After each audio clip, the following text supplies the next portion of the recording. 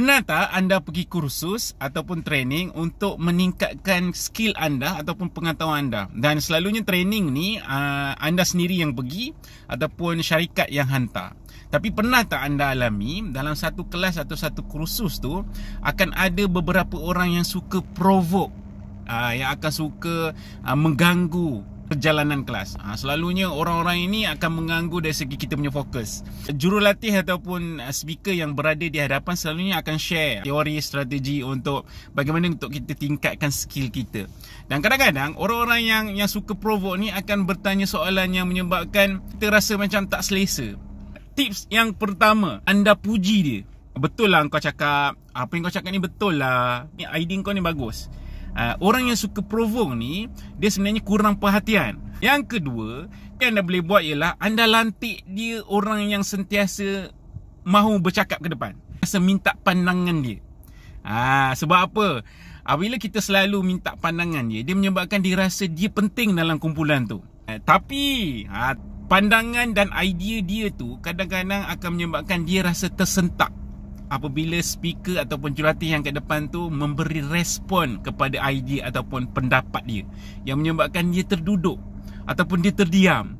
Mungkin satu pandangan dia tu menyebabkan dia rasa diri dia tak betul. Tapi kita tak bagi tahu kat dia yang dia punya idea tu tak betul, tapi orang lain yang sampaikan. Dan yang ketiga, apa yang kita boleh buat pada orang yang suka provoke ni adalah kita tanya dia apa dia punya masalah ataupun cabaran dia sebelum ni yang menyebabkan dia jadi macam ni. Bila kita tahu cabaran dan masalah orang ni, kita tahu rupanya dia ada back story ataupun back experience dalam satu-satu program tu. Sebab mungkin program yang dia attend tu, dia pernah join program tu sebelum ni, dan menyebabkan dia punya sudut pandang itu menyebabkan dia rasa program kali kedua yang dia datang ni tidak memberi impact kepada dia. Sebab tu dia suka bagi provoke. Dia suka buat provokasi kepada dalam kelas. Dia suka buat provokasi soalan-soalan yang menyebabkan speaker yang kat depan tu tidak selesa. Sebab itu kita kena tahu masalah atau cabaran dia, supaya semua cabaran dan masalah dia tu kita dapat bantu selesaikan. Dan kepada mereka yang pergi kursus ke training ke, yang pertama sekali pastinya anda jaga adab anda dalam training. Sebab dalam training tu kita dah tahu dah poin-poin ataupun teori-teori strategi yang disampaikan oleh speaker.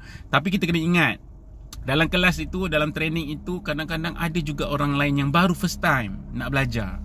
So kita kena jaga adab kita. Walaupun ilmu kita tinggi, adab itu paling penting.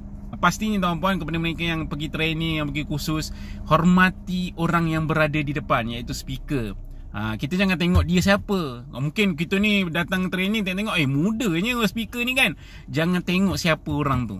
Kita kena dengar apa yang dia nak sampaikan. Alright.